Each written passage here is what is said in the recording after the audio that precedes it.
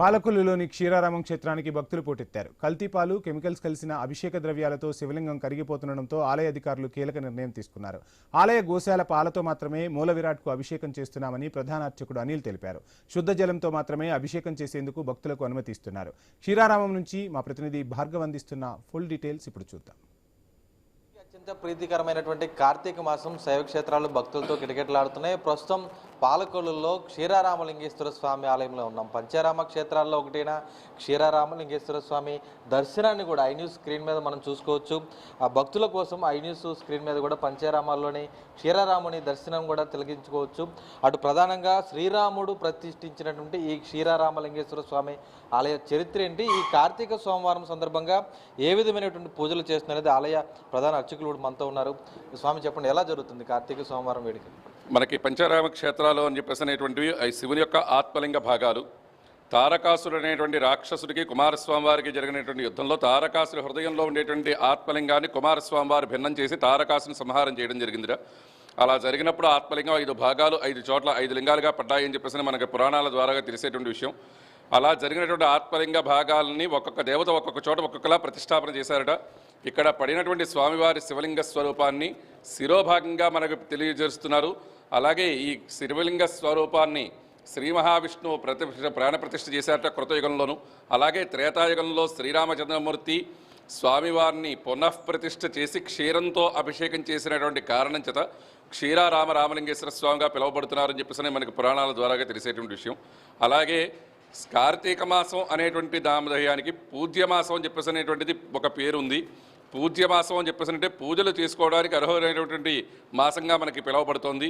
అలాగే ఈ కార్తీక మాసంలో ఎవరైతే స్వామివారికి ఎంతో ఇష్టమైనటువంటి అభిషేకాది కార్యక్రమాలను కూడా నిర్వర్తించుకుంటారో వాళ్ళకందరికీ కూడా జన్మరాహిత్యం కలిగి మరుజన్మలో విశేషమైనటువంటి పుణ్య ఫలితం వలన పుణ్యగతులు కలుగుతాయని చెప్పేసనని మోక్షాన్ని ప్రసాదిస్తారని చెప్పేసని మనకి పురాణాల ద్వారా తెలిసేటువంటి విషయం.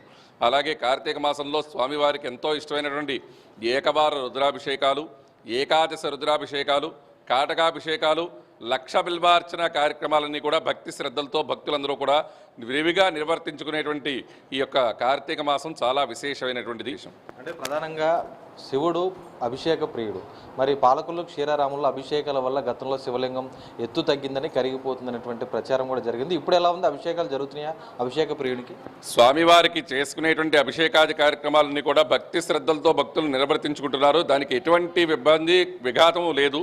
కాకపోతే ఇప్పుడు వచ్చేటువంటి ప్రతి ద్రవ్యము కూడా ఆ యొక్క కృత్రిమైనటువంటి పద్ధతిలో తయారు చేసి వినియోగిస్తున్నటువంటి కారణం చేత దానివల్ల వచ్చేటువంటి ఇబ్బందుల వల్ల స్వామివారి యొక్క దర్శనానికి లింగానికి ఇబ్బంది అవుతోందని చెప్పేసనని మనం శుద్ధ జలంతో మాత్రమే స్వామివారికి అభిషేక కార్యక్రమాలను కూడా నిర్వర్తించడానికి ఏర్పాటు చేసి ఉన్నాము.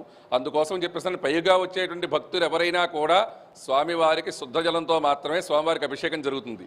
కానీ స్వామివారి క్షీరారామలింగేశ్వర స్వామి అనేటువంటి నామధేయం ఉంది కాబట్టి, అలాగే శివుడికి ఎంతో ఇష్టమైనటువంటి ఆవు పాలు కాబట్టి తెల్లవారుజామున ఎవరైతే మనకి ఇక్కడ గోశాలలో ఉండేటువంటి గోవు ద్వారాగా సంక్రమించేటువంటి ఆవు పాలతో స్వామివారికి మొట్టమొదటి నిత్యాభిషేకం చేసిన తర్వాత మిగతా ద్రవ్యాలన్నీ కూడా ఆపరేషన్ చేయడం జరిగింది.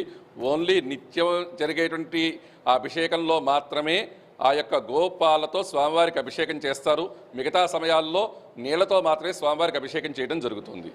అది చూసినా కదా, అంటే ఈరోజు క్షీరారామలింగేశ్వర స్వామికి సంబంధించి అభిషేక ప్రియునికి ఇక్కడ గోశాలలోని గోవుల ద్వారా సంక్రమించినటువంటి ఆవు పాల ద్వారా అభిషేకం చేయబడుతుంది. భక్తులు తీసుకొచ్చినటువంటి జలాభిషేకంతో మాత్రమే కూడా అభిషేకం చేయబడుతుంది. కార్తీక మాసం సందర్భంగా వచ్చే వేలాది భక్తులకు అన్ని సౌకర్యాలు కూడా ఏర్పాటు చేశాం. ఒకే రోజు పంచారామ క్షేత్రాలు దర్శించుకోవడం వల్ల ఒకేసారి పరమశివుని దర్శించుకున్నంత పుణ్యం కలుగుతున్నటువంటి ఆ భక్తితో కూడా ప్రజలు తరలి వస్తున్నారనేది కూడా ఆలయ అర్చకులు స్పష్టం చేస్తున్న పరిస్థితి అయితే ఉంది.